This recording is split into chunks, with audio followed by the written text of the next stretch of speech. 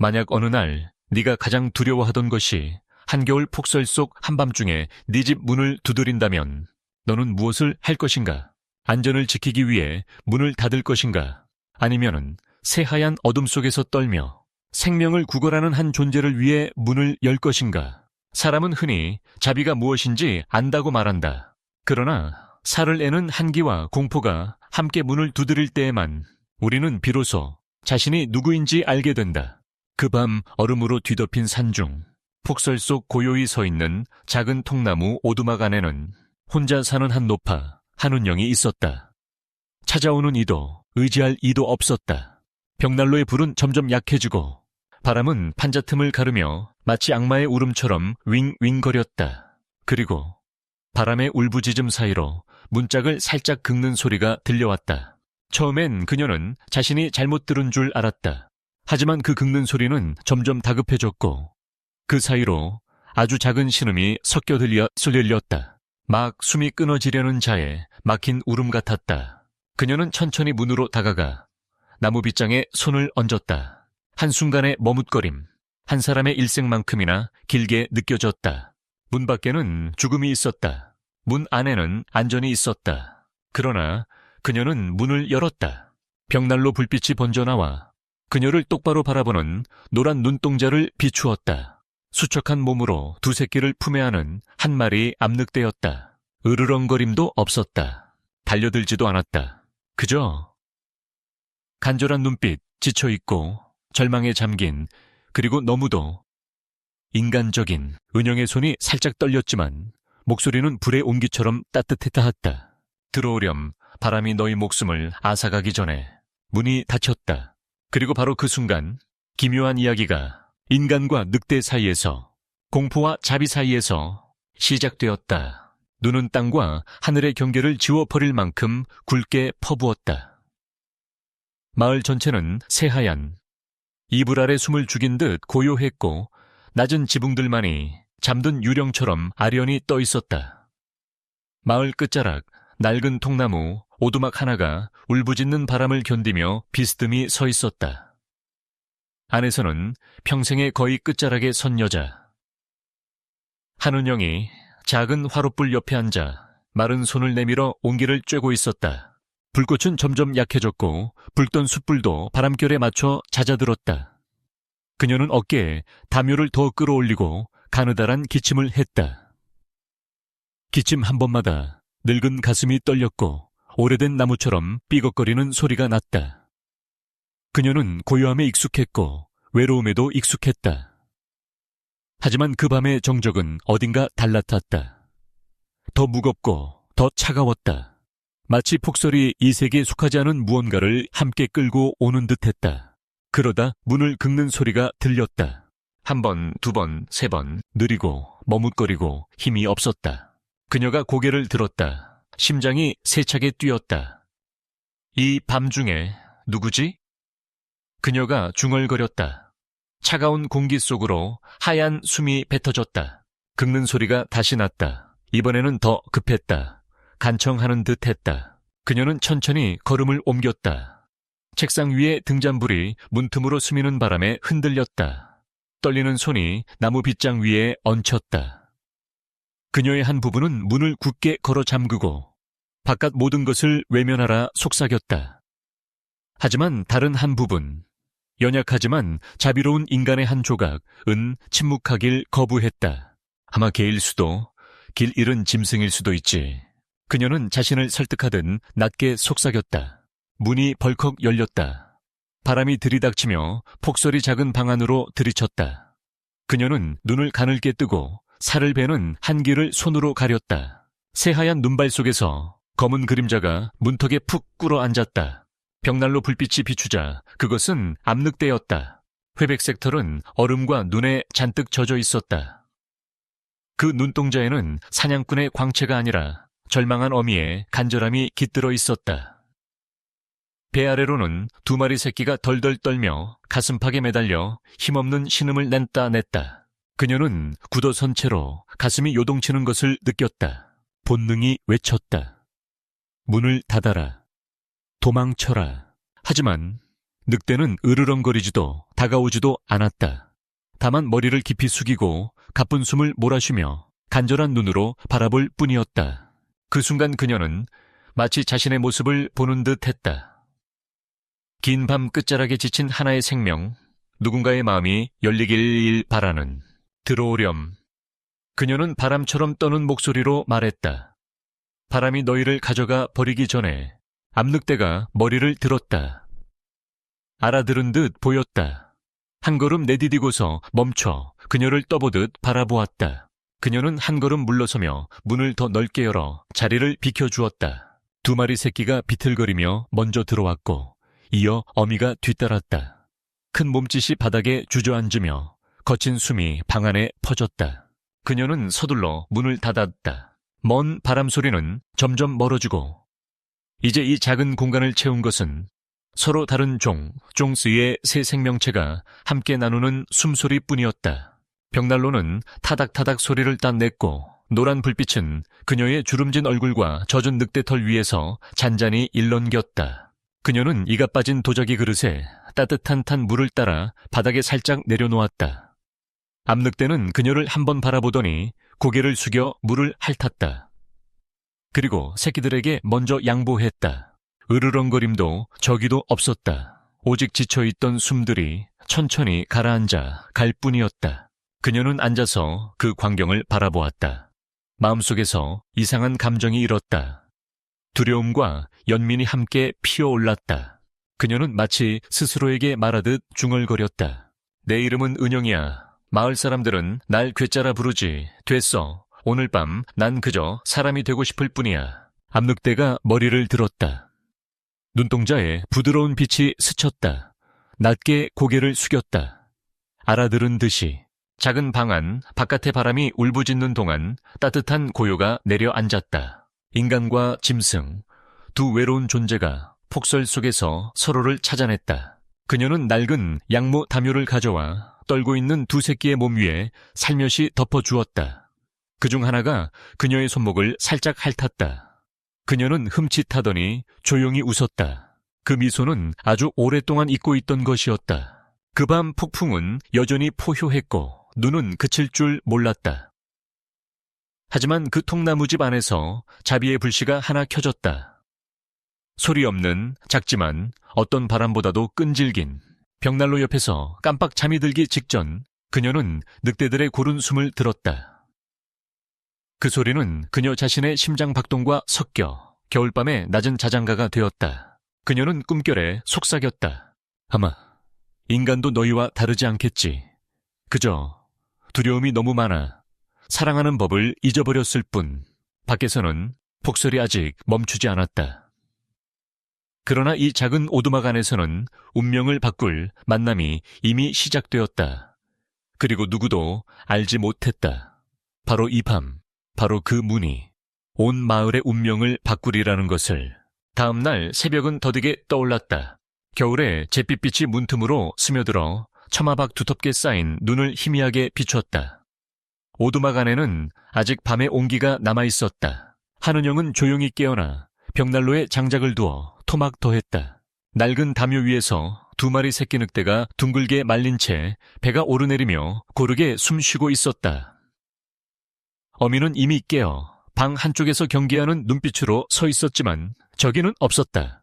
그녀는 잠시 바라보다가 조용히 미소 지었다. 나도 너와 같구나. 겨울 하나를 혼자 견디는 일.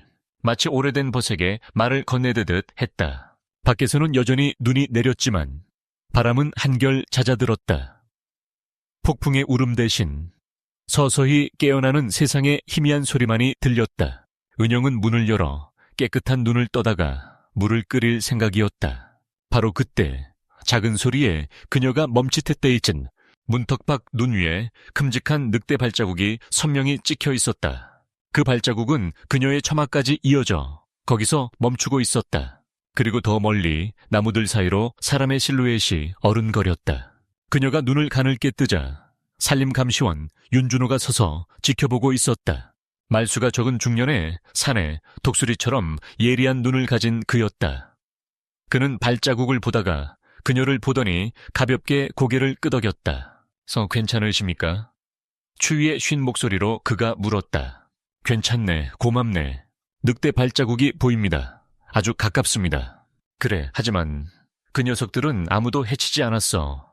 준호는 말이 없었다. 그의 시선은 문지방에 오래 머물렀다. 거기엔 둥글게 녹은 눈자국이 있었다. 누군가 혹은 무언가가 밤새 머물렀다는 표시였다. 그는 더 묻지 않았다. 다만 낮게 말했다. 마을 사람들이 물으면 못 봤다고 하십시오. 저는 그렇게 말하겠습니다. 고맙네, 휴녀. 그는 고개를 끄덕이고 돌아섰다. 그의 모습은 서늘한 안개 속으로 서서히 사라졌고 눈 위엔 깊게 찍힌 발자국만이 남았다. 하지만 그 고요는 오래가지 못했다. 해질 무렵 그녀가 뒤뜰에 장작을 가지러 나갔을 때 바람 사이로 사람들 수군대는 소리가 들려왔다. 두꺼운 외투들이 마을 사이를 오갔고 어젯밤 폭풍보다 더 빠르게 소문이 퍼졌다. 하는영 집 주변에 늑대 발자국이 수두룩하다더라. 늑대를 들여 키운대. 미친 쇼 아냐? 늑대는 사람도 문다고. 그녀는 한마디 한마디를 또렷이 들었다. 가슴이 저렸다. 두려워서가 아니었다. 공포가 사람을 얼마나 잔혹하게 만드는지 그녀는 너무 잘 알고 있었기 때문이었다. 해가 기울자 마을 사냥꾼 강민석이 찾아왔다. 덩치가 크고 턱수염이 거칠었고 술과 찬바람에 상기된 얼굴이었다. 문이 쾅쾅 두들겨졌고 쉰소리가 함께 쏟아졌다. 문 열어 늙은이. 안에 뭐 숨기는지 알아. 그녀가 나무 빗장에 손을 얹고 망설였다. 방 구석에서 암늑대가 낮게 으르렁거렸다. 노란 눈이 서늘하게 번뜩였다. 스위스. 그녀가 손짓했다. 조용히. 내가 말해볼게. 그녀는 살짝 문을 열었다. 성난 그의 얼굴이 틈 사이로 보였다. 우릴 바보로 하나? 너희 집 주변 늑대 발자국이 바닥에 가득이야. 나도 몇 자국 봤네, 민석. 아마 스쳐 지나갔겠지. 거짓말하지 마. 마을이 다 떨고 있어. 네가 늑대를 숨기면 모두에게 재앙이 되는 거야. 그녀는 담담히 그를 바라보았다. 재앙은 숲의 짐승에게서 오는 게 아니야. 민석. 사랑을 모르는 가슴에서 오지. 부드러운 목소리였지만 그의 몸을 굳게 만들 만큼 단단했다. 민석은 콧방귀를 뀌고 뒤돌아서며 이를 갈 듯 내뱉었다. 좋아. 내가 짐승 편을 든다면 넌 그놈들이랑 다를 게 없지. 그녀는 문을 닫고 등으로 기대어 눈을 감았다. 심장 박동이 늑대들의 거친 숨과 겹쳐 들렸다. 인간의 두려움은 실은 그들이 미워하는 늑대만큼이나 야성이었다. 밤이 깊었다. 바깥에서는 교회 종소리가 퍼져나가 기도 시간을 알렸다. 멀리서 박현수 목사가 설교하는 소리가 들렸다. 늑대는 악의 상징입니다.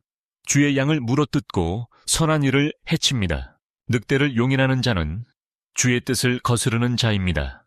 그 말은 종소리와 함께 바람을 타고 퍼져나갔다. 그리고 그 정도면 충분했다. 사람들 가슴속에 불이 붙기엔. 다음 날 아침 그녀가 문을 열었을 때 발치에 낯선 발자국이 찍혀 있었다. 찍혀 있었다. 기둥에는 종이 쪽 하나가 박혀 있었다. 괴물을 내쫓아라. 아니면 우리가 대신하겠다. 그녀는 쪽지를 쥐고 눈을 감았다. 암늑대가 앞으로 걸어나와 고개를 들었다. 무슨 일인지 아는 듯 했다. 두 새끼는 다리에 붙어 작은 소리를 냈다. 그녀는 주저앉아 떨리는 목소리로 말했다. 우린 아무 잘못도 하지 않았어. 하지만 때로는 살아남기 위해 대가를 치러야 하지. 사람들은 자신이 모르는 걸 두려워한단다. 암늑대는 말없이 다가와 그녀의 손을 살짝 핥았다. 그 따뜻한 온기에 그녀의 눈시울이 뜨거워졌다. 그게 추위 때문인지 눈물 때문인지는 알 수 없었다. 해가 기울었다. 하늘엔 다시 눈이 내리기 시작했다. 그녀는 불을 지피고 장작을 모았다. 흐릿한 불빛 속 그녀와 늑대의 그림자가 벽에 길게 드리워졌다. 서로 다른 형체가 같은 바람에 함께 떨고 있었다. 그녀는 조용히 약속처럼 말했다. 그들이 온다면 오라지.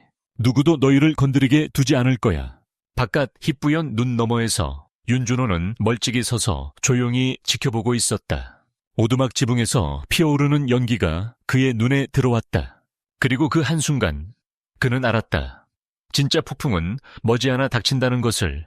하늘에서가 아니라 사람들 가슴속의 두려움에서. 폭설 사흘째의 저녁. 하늘의 비바람은 그쳤지만 사람들 가슴속의 냉기는 아직 풀리지 않았다. 하는 영이 늑대를 키운다. 는 소문은 마른 풀밭의 불씨처럼 마을 전체로 번졌다. 중심가의 작은 선술집에서는 연기와 술래 사이로 쉬고 거친 목소리들이 오갔다. 내 눈으로 봤다니까 그 집 앞 늑대 발자국을.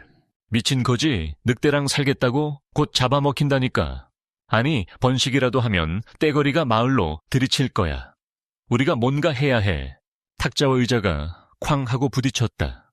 술은 사람을 용감하게 만들었지만 동시에 눈멀게 했다. 사냥꾼 강민석이 잔을 내리치며 소리쳤다. 산림 감시원이 못한다면 내가 하지. 쫓아내든지 그 괴물 소굴을 홀랑 태워버리든지. 누구도 말리지 않았다. 두려움이 맹목적 믿음이 되었을 때 이성은 사치였다. 그날 밤 한은영은 마당에서 이상한 기척을 들었다. 눈을 밟는 소리, 쇠붙이가 부딪히는 소리. 그녀는 알았다. 그들이 온 것이다. 암늑대가 낮게 으르렁이며 두 새끼를 몸으로 가렸다. 벽난로 불빛이 노란 눈동자에 비치자 어둠 속 작은 횃불 두 개처럼 빛났다. 그녀는 암늑대의 어깨에 손을 얹고 떨리되 단호한 목소리로 말했다. 두려워하지 마. 내가 여기 있어. 그녀는 문으로 가서 살짝 열었다. 밖에는 강민석과 사내 둘이 횃불을 들고 서 있었다. 술과 영희 냄새가 바람에 섞여 흩어졌대. 나와 늙은이 늑대를 숨기는 거 다 알아. 위험한 줄 몰라? 마을 사람 다 죽게 만들 거라고. 그녀는 낮고 쉰 목소리로 천천히 말했다. 너희는 무엇이 두렵지? 새끼를 품에 안은 한 짐승이 너희를 떨게 하는 거니. 설교하지 마. 민석이 고함쳤다. 넌 편을 잘못 골랐어. 은영, 내놓지 않으면 내가 직접 이 오두막을 불태울 거야. 그녀는 그의 눈을 똑바로 보았다. 너무 많은 상실을 겪어. 더는 두려울 것도 없다는 눈으로. 만약 자비가 죄라면 난 기꺼이 그 죄를 짊어지겠다. 그 순간 공기가 얼어붙은 듯 정지했다. 민석의 손에서 횃불이 흔들렸고 불씨가 몇 점 눈 위로 떨어졌다. 그 불씨가 처마 아래 마른 장작에 붙었다. 불길이 솟았다. 불은 사람의 분노보다 더 빨리 번졌다. 사람들은 허겁지겁 물러섰다. 민석이 으르렁거렸다. 그 괴물을 내가 끝장내겠다. 그가 총을 들어 올렸다. 하지만 방아쇠가 당겨지기 전에 다른 폭음이 울렸다. 총성이 아니라 벌컥 터지는 나무 소리. 윤준호가 나타났다. 사냥총을 들었지만 총구는 땅을 향하고 있었다. 불빛이 그의 얼음 같은 얼굴을 물들였다. 총 내려, 민석. 네오도 그 미친 늙은이 편이야? 나는 이성의 편이야. 준호가 앞으로 나서며 낫되 또렷이 말했다. 난 봤다. 어미 하나, 새끼 둘. 그들은 누구도 공격하지 않았다. 그리고 너, 내가야말로 이 마을에 불을 들여온 자다. 강풍이 몰아치며 불씨가 사방으로 흩어졌다. 암늑대가 으르렁이며 문 앞으로 뛰어나와 섰다. 공격하진 않았다. 다만 몸을 넓게 벌려 새끼를 가렸다. 붉은 불빛이 하얀 털에 비쳐 성스럽고도 사나운 장면이 되었다. 민석이 총구를 겨눴지만 준호가 더 빨랐다. 총구를 움켜쥐고 아래로 꺾었다. 발포해봐. 대가를 치르는 건 마을 전체가 될 거야. 불은 병 모서리까지 번졌다. 은영은 물통을 들고 부었다. 연기가 자욱이 피어올랐다. 기침소리, 새끼 늑대의 울음, 욕설이 뒤엉켜 혼란이 소용돌이쳤다. 그 혼돈 속에서 그녀가 쉰 목소리로 외쳤다. 그만. 너희는 두려움 때문에 여기 왔다. 하지만 진짜 두려워해야 할 것은 늑대가 아니라 너희 가슴 속의 증오다. 그 말에 모든 것이 잠시 가라앉았다. 바람소리만 들렸다. 민석은 총을 내렸지만 눈에는 여전히 증오가 불타고 있었다. 네온, 내 종족을 배신하고 있어. 아니, 민석. 그녀는 고요히 답했다. 난 너희가 사람이었던 때를 기억해 내도록 돕고 있을 뿐이야. 강한 돌풍이 남은 불씨를 꺼뜨렸다. 영희 냄새와 눈의 냄새가 섞여 지붕 위에 거무스름한 얼룩만 남았다. 불길은 꺼졌지만 사람들 가슴의 불은 아직 사그라지지 않았다. 윤준호가 그녀에게 낮게 말했다. 그들은 다시 올 거요. 알지? 그녀는 지친 미소를 지었다. 하지만 외면한다면 난 더 이상 내가 아니게 되겠지.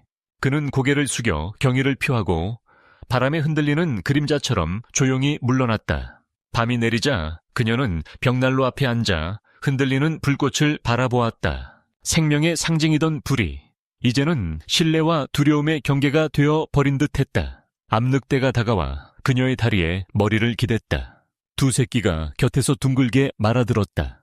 은영은 조심스레 그 머리를 쓰다듬으며 속삭였다. 불은 사람을 비추라 주어졌지만 때로 사람은 잊지. 손을 잘못 가져가면 불은 사랑하는 것까지 태운다는 걸. 불빛이 그녀의 지친 두 눈에 비쳤고 암늑대의 금빛 눈에도 비쳤다. 두 존재, 두 종종이었으나 둘 다 알았다. 신뢰만이 세상을 덮일 수 있는 유일한 불이라는 것을. 다섯째 밤 폭풍이 돌아왔다. 성긴 눈발이 아니었다. 하늘 전체가 새하얗게 폭발한 듯했다. 바람은 수천 개의 울음처럼 비명을 질렀고 처마를 뒤집고 늙은 나무 문을 흔들어댔다. 한은영은 벽난로에 바짝 붙어 담요를 움켜쥐었다. 암늑대는 곁에서 두 새끼를 배 밑으로 감쌌다. 불빛은 피곤한 얼굴들을 붉게 물들였다. 눈은 너무 깊게 쌓여 문은 거의 막혀넣어 있었다. 그녀는 알았다. 내일 아침 먹을 것이 없다면 그녀도 늑대들도 모두 죽게 되리라는 것을. 그녀는 암늑대를 바라보았다. 눈빛이 마주쳤다. 말은 없었지만 두 존재 사이엔 보이지 않는 약속이 있었다. 우리는 자비를 배반하지 않으리. 그때 바람 사이로 교회 종소리가 울렸다. 3번 급박하고 다급하게. 그리고 바람을 가르는 비명. 도와줘요. 누가 제 아이 좀 살려줘요. 그녀가 굳어섰다. 그 목소리 박현수 목사였다. 바람은 더 거세어졌고 혼란한 소리들이 섞여 들려왔다. 외침, 다름박질, 눈을 헤치는 소리. 은영은 벌떡 일어나 어깨에 담요를 둘러쌌다. 누군가 위험에 처했어. 그녀의 목소리가 갈라졌다. 암늑대도 고개를 번쩍 들었다. 귀를 쫑긋 세우고 바깥 소리에 집중했다. 찰나 늑대는 문을 향해 내달았다. 날카롭게 한번 울더니 새하얀 눈 속으로 사라졌다. 안 돼, 돌아와. 그녀가 소리쳤지만 늑대의 그림자는 이미 폭설 속에 삼켜졌다. 두 새끼는 약하게 울부짖으며 어미를 찾아 헤맸다. 그녀는 두 새끼를 어루만지며 속삭였다. 돌아올 거야. 너희 엄마는 반드시 돌아와. 그녀는 외투를 입고 등잔을 들고 문을 열었다. 칼처럼 차가운 바람이 얼굴을 때렸다. 끝없는 백색 속 늑대의 깊게 파인 발자국만이 숲을 향해 이어져 있었다. 마을에서는 강민석과 몇 사람이 폭설 속을 헤매고 있었다. 박현수 목사는 횃불을 움켜쥐고 떨리는 목소리로 외쳤다. 내 아들, 나를 따라 나왔다가 바람에 휩쓸렸어. 누가 좀 도와줘. 민석이 고함쳤다. 아무것도 안 보여. 이 폭풍은 사람 잡아먹는다고. 갑자기 바람 속에서 길고 낮은 울음이 울려 퍼졌다. 사납지 않은, 그러나 깊고 오싹할 만큼 또렷한 늑대의 울음. 모두가 멈춰섰다. 늑대, 소리냐? 누군가 떨리는 소리로 물었다. 설마. 민석이 고개를 저었다. 울음은 한 번 더 울렸다. 그리고 끊겼다. 마치 따라오라는 신호처럼. 민석이 이를 악물고 횃불을 높이 들었다. 저쪽이야, 따라가. 그들은 바람을 가르며 깊은 눈을 헤쳤다. 횃불은 자꾸 바람에 꺼졌고 남은 불빛만 희미하게 흔들렸다. 저 앞. 눈보라 속에서 하얀 그림자가 움직였다. 달리다 멈추고 또 달리다 멈추고 계속 뒤를 돌아보며. 세상에. 박현수가 숨을 삼켰다. 저건 길을 인도하고 있어. 그들은 뒤쫓아탔다. 마침내 눈사태로 꺼진 협곡 끝에 이르렀다. 눈이 휩쓸려 깊은 구덩이가 생겼고 그 바닥에 아이가 있었다. 목사의 아들이었다. 웅크린 채 반쯤 눈에 파묻혀 희미하게 숨을 쉬고 있었다. 박현수는 무너져 내려 울음을 터뜨렸다. 아가야. 민석이 내려가려 했지만 미끄러웠다. 그 순간 암늑대가 달려들어 그들이 가져온 밧줄 끝을 이로 물어 잡았다. 그리고 나무 밑둥을 한 바퀴 감아 온몸으로 버티며 밧줄을 팽팽히 당겼다. 막 달려온 윤준호가 소리쳤다. 그 꽉 잡아 받침점이 됐다. 민석과 준호, 다른 둘이 밧줄을 붙잡고 몸을 내렸다. 바람은 매섭게 몰아쳤고 눈은 미친 듯 휘몰아쳤다. 그들은 아이를 들어 올려 서로 손에 넘기며 밧줄을 타고 입구로 올라왔다. 아이는 간신히 숨을 쉬고 있었다. 그들이 아이를 눈 위에 눕혔을 때에도 암늑대는 여전히 제자리에 서서 밧줄을 몸에 감은 채 버티고 있었다. 회백색 털은 얼음과 눈에 질척했다. 늑대는 아이를 한번 바라보더니 귀를 툭 접고 낮게 신음했다. 안도의 숨처럼 준호는 외투를 벗어 아이에게 덮어주었다.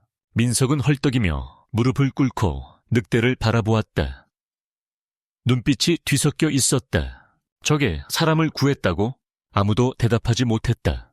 바람만이 울부짖었고 목사는 눈 속에서 울부짖었다. 하나님이여, 이 짐승이 내 아이를 살렸습니다. 소식은 번개처럼 퍼졌다. 그들이 아이를 부축해 마을로 돌아올 때 사람들이 몰려 나왔다. 박현수는 아이를 끌어안고 눈으로 덮인 광장 한가운데 무릎을 꿇었다. 눈물에 젖은 목소리로 외쳤다. 우리가 불태우려던 이들이 내 아이를 살렸다. 그는 떨리는 목소리로 말했다. 아무도 말이 없었다. 마을은 얼어붙은 듯 서 있었다. 민석은 고개를 푹 숙이고 총대를 꽉 쥔 채 한마디도 하지 못했다. 윤준호는 말없이 숲 쪽을 바라보았다. 희미한 달빛 아래 암늑대의 등이 눈 속으로 사라져가는 것을 보며 한은영은 여전히 벽난로 곁에서 기다리고 있었다. 문은 열려 있었고 눈은 틈새로 들어왔다. 암늑대의 그림자가 폭설 속에서 나타나자 그녀는 벌떡 일어나 달려나갔다. 세상에, 돌아왔구나. 그녀는 무릎을 꿇고 얼음에 젖은 털을 털어주었다. 기쁨과 걱정이 섞인 눈빛이었다. 암늑대는 그녀를 보다가 고개를 숲 쪽으로 돌렸다.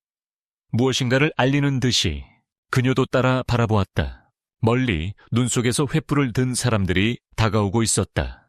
이번엔 성난 군중이 아니었다. 선두에는 박현수 목사가 있었고 품에는 옷으로 꽁꽁 싼 아이가 안겨 있었다.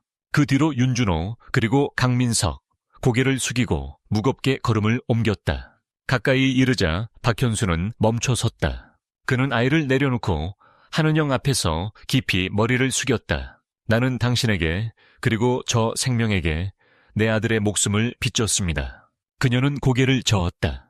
난 누구도 구하지 않았어요. 그 아이를 구한 건 저 아이예요.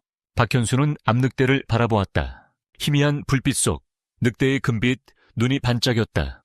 사납지 않았다. 지쳐 있었고 고요했다. 그는 낮게 말했다. 만약 악마가 있다면 아마 우리일지도 모르지요. 아무도 대답하지 않았다. 오직 눈이 조용히 내렸고 따뜻한 숨이 바람 속으로 번져갔다. 그 밤 사람들이 흩어진 뒤에도 윤준호는 남아 그녀의 지붕을 손봤다. 암내육대는 벽난로 곁에 몸을 말았고 두 새끼 늑대는 한은영의 품에 파고들어 곤히 잠들었다. 준호가 미소 지으며 낮게 말했다. 이상하네요. 불에서 나온 게 아닌데도 이렇게 따뜻한 빛은 처음 봅니다. 그녀는 어렴풋이 대답했다. 세상의 모든 불이 태우려고 타는 건 아니지. 어떤 불은 사람의 마음을 드라고 켜지는 거야. 다음 날 아침 폭풍이 거쳤다. 해는 연약하게 올라 얼룩진 회색 구름 사이로 빗줄기를 흘렸다. 눈발은 멈췄고 세상은 긴 밤의 숨을 고르는 듯 탔다. 낡은 지붕 위에 얼음 덩어리가 처마로 떨어져 툭툭 소리를 냈다. 한은영은 지팡이에 몸을 기댄 채 문 밖으로 나섰다. 약해졌지만 고요한 눈빛에 얕은 안도와 평화가 비쳤다. 문 앞에서는 암늑대가 쉬고 있었다. 회백색 털엔 아직 얼음이 붙어 있었지만 그 금빛 눈엔 경계가 사라지고 고요만이 머물렀다. 두 새끼는 그녀 발치에서 장난을 치다 부드러운 눈 위로 넘어졌다. 작은 발자국들이 짧은 궤적을 남겼다. 그녀는 그 모습을 보고 조용히 미소 지었다. 오랜 겨울 끝에 피어나는 드문 미소였다. 한낮의 고요 속 멀리서 눈 위를 밟는 발소리가 들렸다. 윤준호가 바구니를 들고 왔다. 안에는 빵과 약간의 소금 그리고 새 실뭉치가 있었다. 박 목사님이 보내셨습니다. 그가 말했다. 말로 다 갚을 수 없는 감사의 표시라고. 강민석은 그녀가 부드럽게 물었다. 마을을 떠났습니다. 아마 이해하는데 시간이 필요하겠지요. 그녀는 고개를 끄덕이며 바구니를 받아들고 미소 지었다. 사람은 가슴이 충분히 긴 겨울을 겪을 때야 변하더군. 준호는 오두막을 둘러보다가 장난스럽게 말했다. 지붕도 다시 얹었고 이걸 처마에 달아 드렸습니다. 그가 처마를 가리켰다. 작은 황동종이 햇살에 반짝였다. 바람이 불자 종이 맑고 부드럽게 울렸다. 녹아내리는 눈 사이로 떨어지는 물방울처럼 누군가 오면 이 집에 아직 사람이 산다는 걸 알도록요. 준호가 말했다. 아니, 누군가가 두려워한다면 이 집에 아직 자비가 산다는 걸 알도록. 그녀가 대답했다. 둘은 함께 미소 지었다. 작은 미소였지만 불처럼 따뜻했다. 정오 무렵 박현수 목사가 아이와 함께 찾아왔다. 아이에게는 말라붙은 들꽃다발이 들려 있었다. 작은 손이 떨리며 내밀었다. 할머니와 늑대에게 드리려고요. 그녀는 꽃다발을 받아 창턱 위에 올려두고 떨리는 목소리로 말했다. 고맙구나. 오늘의 내 마음을 잃지 않으면 넌 결코 길을 잃지 않을 거야. 박현수는 오랫동안 침묵했다. 나는 늑대가 악의 상징이라 말하곤 했죠. 하지만 이제 압니다. 악은 형체가 아니라 오직 사람의 마음에만 있다는 것을. 그녀는 조용히 답했다. 자비도 마찬가지예요. 누군가 문을 열어줄 때에만 그건 안으로 들어올 수 있지. 해질녘이 다가왔다. 엇갈린 노을이 얼어붙은 숲을 금빛으로 물들였다. 암늑대가 비탈 위에 섰다. 두 새끼가 뒤를 따랐다. 하는 영이 문턱에 서서 낮게 불렀다. 가렴, 봄이 기다리고 있어. 암늑대가 고개를 돌렸다. 그 순간 석양이 눈동자를 스쳤다. 작은 불꽃처럼 반짝였다. 그리고 늑대는 머리를 숙였다. 장중한 작별의 인사처럼. 무리는 숲으로 사라졌고 눈 위에는 길게 이어진 발자국만 남았다. 그녀는 가슴 위에 손을 얹고 발자국이 사라질 때까지 바라보았다. 고맙구나. 내게 다시 한번 선함을 믿게 해줘서. 그 밤 바람은 이제 숨결처럼 가벼웠다. 그녀는 벽난로 곁에 앉아 있었다. 불꽃은 더는 거세지 않았고 오직 따뜻했다. 그녀는 창을 열었다. 차가운 공기가 안으로 스며들었다. 흙내와 숲내, 새 생명의 냄새가 함께 따라왔다.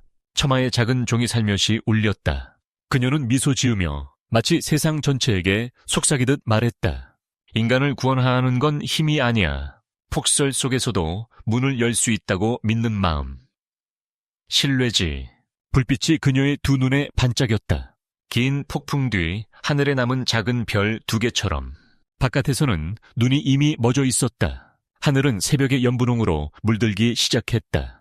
정말로 봄이 오고 있었다.